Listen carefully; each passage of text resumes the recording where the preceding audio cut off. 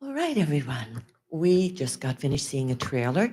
Now, Heard the Listening Project is the award winner in the best trailer in this season of International New York Film Festival. So, why don't you tell us a little bit more about this project? I'm quite sure everyone's interested, and then we'll get to some questions. Hi, so my name is Suzanne. I'm originally from Alabama. We went over all across the US asking different questions. So you saw a very snippet of what we went through, but we went in very detail asking women of color different social economic issues that are going on in our community and those that are affected by it. So the conversation, though it may be short in the trailer, is a very broad discussion and we touched on a lot of points. But this project is really asking a question of can we be heard, and then we have the ability to hear others? Any questions? Honak?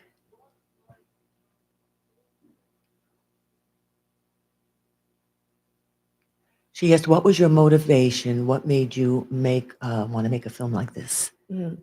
So I started this film. It was a project, and we were doing studies on human rights and anthropology.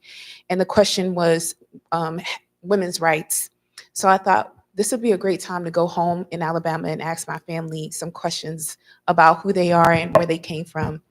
And I learned a lot about them. And in that moment, I'm like, man, you wasn't going to tell anyone. You was just going to take it to the grave. And my aunt said something powerful. She said, how many times have you guys asked for my story? And I thought, man, how many people's story have we not asked for? There's this expectation for you to tell me, but what if I just ask you? And the question was very simple. We asked everyone, Nate, tell us something significant that happened in your life. And just even if I was to ask everyone in the audience, tell me something significant that happened in your life, it would be broad. But more than likely, it would touch on something. Each story would touch each one in this room in some way. And that's what happened. We asked that one question, and then we start realizing a lot of us are living the same experiences. So that's where it started from. It started from a school project, then me asking my aunt a question, and it has blossomed. But thank you. I did. It was hard class.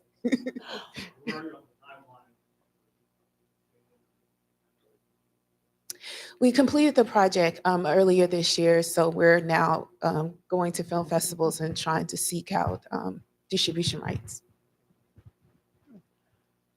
Matt? He had a question.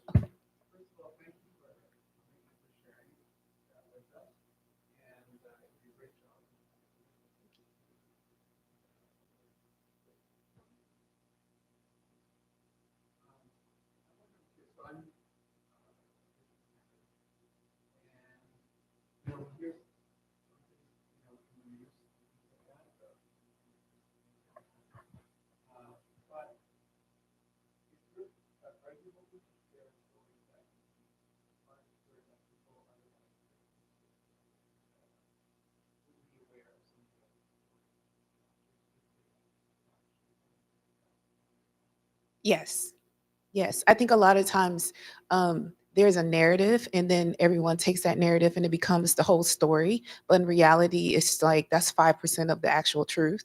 So our goal is to take the narrative that comes from our community, not social media induced, and nothing's wrong with social media, but you can get on those algorithms and then you kind of create this self-fulfilling prophecy, this notion. So we're trying to take those stories that are not mainstream, but they're big in our community. And we talk about that in healthcare. There's some things in healthcare that, one, there's an onus in our community that we need to educate as well. And then on the other note of that, okay, how do we help each other and how do we come together? So these are just stories that you're just not going to see on social media, that you may if that's your algorithm, but you have to search it. Cruz? Thank you.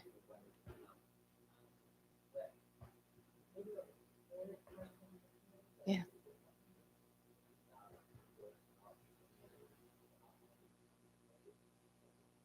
Yeah, that's a really good question. I learned a lot, and I learned that I don't know a lot. Sorry. I also learned that there is a strength in our community of women, and it goes beyond women of color. I mean, women a whole. There's this strength in us that I don't think we talk a lot about. And I learned that in this film, just how many women came together, women of color, other different nationalities coming together just to support this film, just to make sure that it happened. And nobody wanted anything. And I felt like that's something that I didn't know personally could happen. Maybe other people experienced that, but my going through this process, it taught me a lot. It taught me to listen, and to listen from a different perspective, not listen to what I wanted to hear, but listen and allow myself to receive the information, because that's what we did. When you go into listening projects, you can't speak. So this person couldn't affirm you. You could only say, hey, this is what it is. This is how we receive it. And that's it. So you start to learn and hear differently when you're able to just listen and not provide feedback. You want to ask a question? Thank you for that.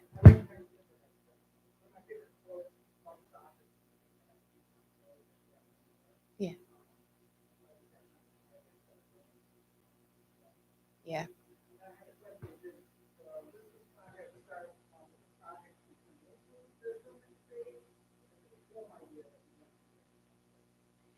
That's a good question. No, it started as a project, a homework assignment, and then it turned into a film. I went home and I had a video. It was really bad, guys. It was really bad.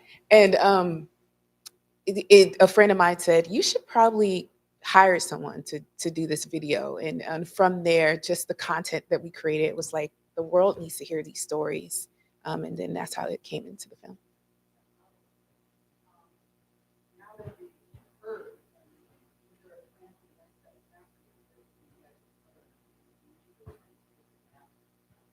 Yeah, that's a good question. So there's a call to action, but I think we want to start with internal. Right? I think that there is this need right now to go outside yourself, but I think the best help comes within. And some of this is just being informing. Okay, what is going on in our community? And then two, how do those in the community change it? Because even in this community, you have unique things in this specific community. And it's not going to be able to apply to Huntsville, Alabama. You can't take these same processes there. So the question, our call to action is, how do we start listening projects within our community? And then how do we take that feedback from those projects and change that personal community? Matt?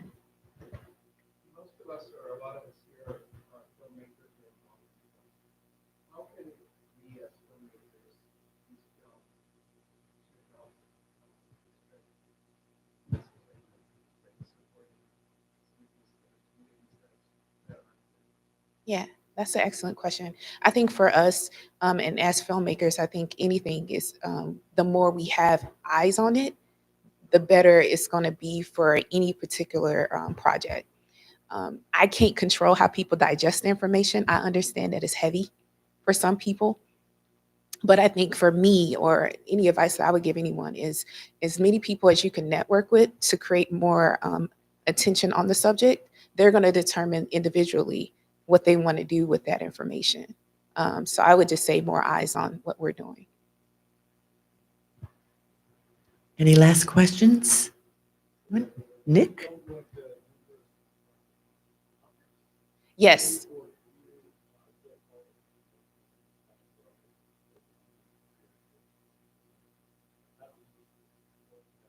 Yeah, that was difficult because it did go into numerous topics, and then, as a filmmaker, you got to cut, and cutting your baby is hard. So you got to, and so we cut down to about 5 topics. Topics being in healthcare, other topics on relationships. That one got cut down tremendously, and then we talked about how the history of African Americans in this country has affected where we are. We went anywhere from segregation. Most people don't know that to this day, we're more segregated than we were in the 1960s. And that was information that I didn't know until we started looking and trying to find this information. Because then you start, guys, I don't want to get too much on the research, but you start seeing there's a trend. And some of that is, one, because we ourselves community-wise are unaware of how to influence the policy. And then two, a lot of people are unaware of what's going on. So we have to inform ourselves and inform others at the same time.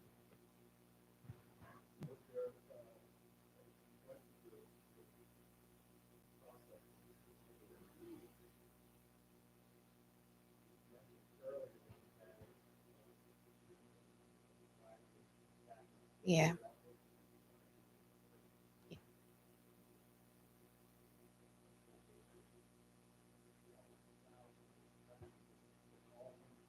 Yeah. All the way from California to East Coast North.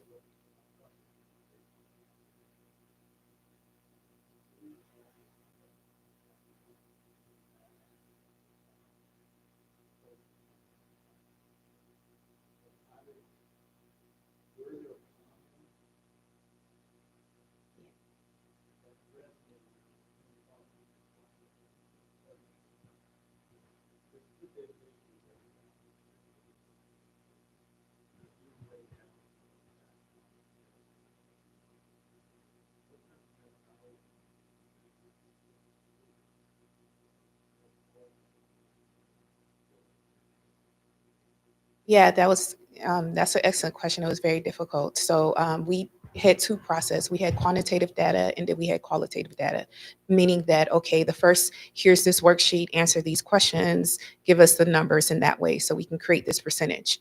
Then on the other side, okay, now we're having a verbal dialogue. What does these numbers mean to you?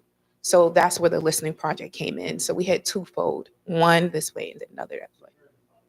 Absolutely. Yeah.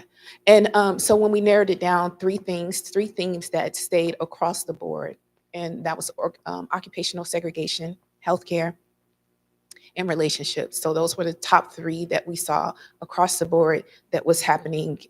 You can be anywhere from a politician. We had political people in the group, and we had stay-at-home moms, and all of that. Those were the three common themes for us. Yeah. Okay, so we have one more question. Sorry. Did you want it, Ms. Nick? Yeah. Thank you.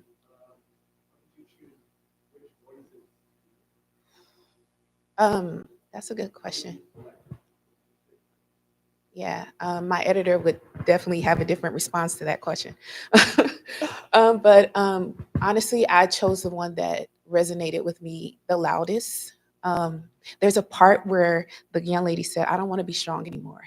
Something about that just, I was like, I felt that. And I hope that the audience felt that. And that's how I took every response to it. And I know it's hard. It was so hard. Which is why our trailer is 2 minutes and 48 seconds, which is really long. Just because it was like, "Ah, I can't cut that, I can't cut this." But I just went with my gut, and I hope it resonated with everyone. So let's give a big hand for Heard the Listening Project. Congratulations. Thank you, and thank you for taking the time and being open.